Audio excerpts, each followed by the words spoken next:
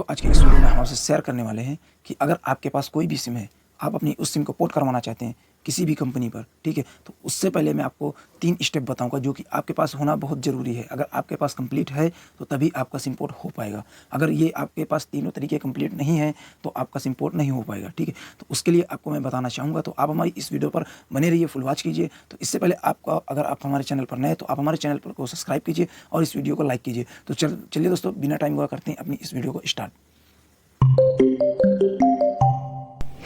तो सबसे पहले बात कर लेते हैं कि अगर आपके पास कोई भी सिम है, किसी भी कंपनी का सिम है, ठीक है, इससे कोई मतलब नहीं है। लेकिन पोर्टिंग कोड जो होता है, पोर्ट होता है सिम, वो केवल एक ही तरीके से होता है जो मैं आपको अभी बताने वाला हूँ, ठीक है। सेम कंपनी का सेम रूल है, जो एक कंपनी रूल चलाती है वही सारी कंपनी का रूल चलता है, ठीक है।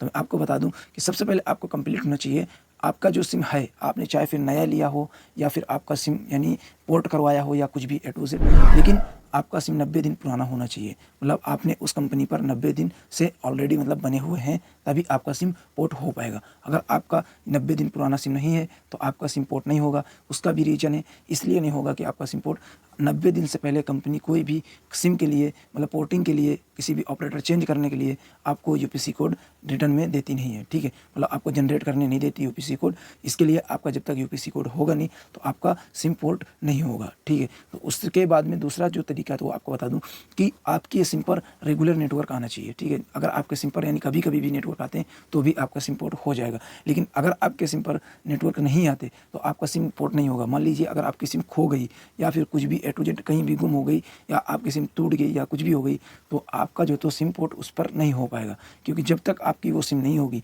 उस सिम पर नेटवर्क नहीं होगा, क्योंकि उसी नंबर से सेम उसी नंबर से पोर्ट रिक्वेस्ट डाला जाता है, कंपनी की तरफ सेंड की जाती है एसएमएस के थ्रू, ठीक है, उसी नंबर से।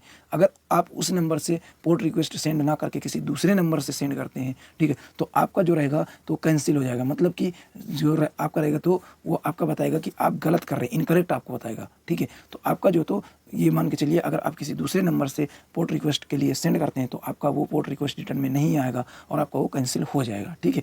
तो उसके लिए आपका पोर्ट रिक्वेस्ट चाहने के लिए मतलब यूपीसी कोड आपको लेने के लिए, जनरेट करने के लिए आपका सिंपल ये रीज़न होना चाहिए कि आपके पास कोई भी सिम है, ठीक है, तो उस सिम पर आपके नेटवर्क आने चाहिए और आपकी सिम वो आपके पास होना चाहिए। उसी सिम से एसएमएस सेंड करना पड़ता है, तभी आपका यूपीसी कोड उसी नंबर पर आएगा रिटर्न में, ठीक है। तो अब तीसरा जो आपको तरीका है वो आपको बता दूं कि आपके उस सिम पर, आपका जो सिम है, आपके उस सिम पर जिस सिम को आप पोर्ट करवाना चाहते हैं तो उस सिम पर आपकी रिचार्ज होना चाहिए।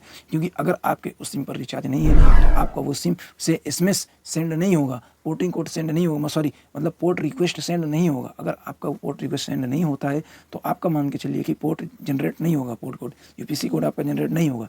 जैसे आपका जनरेट नहीं होगा तो उससे आपका जो तो सिम पोर्ट नहीं होगा, ठीक है। तो आप इस तरीके से समझ पा रहे होंगे कि आपके पास कंप्लीट होना, ये तीनों तरीके आपके पास कंप्लीट होना चाहिए।